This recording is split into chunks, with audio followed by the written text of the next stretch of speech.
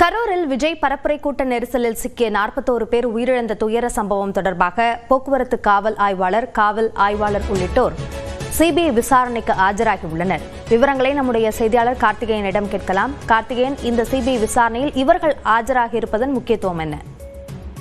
கரூர் துயர சம்பவம் தொடர்பாக சிபிஐ கரூரில் விசாரணை மேற்கொண்டு வரும் நிலையில் தொடர்ந்து எஸ்பி மற்றும் ஐஜி உட்பட பல்வேறு தரப்பினர் இங்கு விளக்கம் அளித்து சென்ற நிலையில் தொடர்ந்து அந்த காவல் ஆய்வாளர்கள், போக்குவரத்து காவல் ஆய்வாளர்கள் என்று அன்று பணியில் இருந்த காவலர்கள் தொடர்ந்து விசாரணைக்கு ஆஜராகி விளக்கம் அளித்தனர். இந்நிலையில் இன்று 2 காவல் ஆய்வாளர்கள், ஒரு காவலர் என 3 பேர் தற்போது விசாரணைக்கு ஆஜராகியுள்ளனர். குறிப்பாக கரூர் செப்டம்பர் மாதம் கரூர் வேலுச்சாமிபுரத்தில் விஜய் பிரச்சார பயணத்தின் போது அந்த கூட்ட நெரிசல் ஏற்பட்டு 41 பேர் உயிரிழந்தனர், 100க்கும் மேற்பட்டோர் காயமடைந்த அந்த வழக்கு தொடர்பாக நீதிமன்ற உத்தரவுப்படி சிபிஐ விசாரணை மேற்கொண்டு வரும்படி தொடர்ந்து அக்டோபர் 17ஆம் தேதி முதல் கரூரில் தங்கி சிபிஐ அதிகாரிகள் 15க்கும் மேற்பட்ட அதிகாரிகள் இங்கு தற்போது விசாரணை மேற்கொண்டு பல்வேறு தரப்பிடம் அந்த பகுதியில் உள்ள நிறுவனங்கள் மற்றும் வணிக நிறுவனங்கள், உரிமையாளர்கள், பாதிக்கப்பட்டவர்கள், இறந்தவர்களின் குடும்பத்தினர் மற்றும் காயமடைந்தவர்கள், காவல்துறையினர், ஆம்புலன்ஸ் ஓட்டுநர்கள் என்று பல்வேறு தரப்பினரிடம் சம்மன் அனுப்பப்பட்டு விசாரணை மேற்கொண்டு வரும் நிலையில் அந்த விசாரணை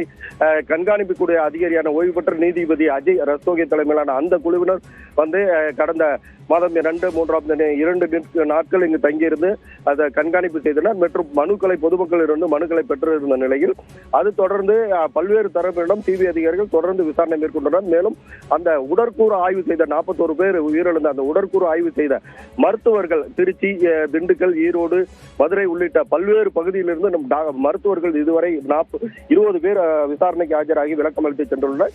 இந்நிலையில் காவல்துறையினர் ஏற்கனவே காவல் ஆய்வாளர்கள், உதவி ஆய்வாளர்கள், டிஎஸ்பி மற்றும் எஸ்பி, ஐஜி உள்ளிட்டோர் இங்கே விசாரணைக்கு ஆஜராகி விளக்கம் அளித்து சென்றனர். காவல்துறையினர் தொடர்ந்து அந்த பகுதியில் பாதுகாப்பு பணியில் இருந்த காவலர்கள், காவல் ஆய்வாளர்களுக்கு தொடர்ந்து சம்மன் அனுப்பப்பட்டு சிபிஐ விசாரணைக்கு தற்போது வரை விசாரணைக்கு ஆஜராகி இன்று 2 காவல் ஆய்வாளர், ஒரு காவலர் என 3 பேர் விசாரணைக்கு ஆஜராகினர். மேலும் பாதிக்கப்பட்டவர்கள் 4 பேர் தற்போது விசாரணைக்கு ஆஜராகி விளக்கம் அளித்து வருகின்றனர்.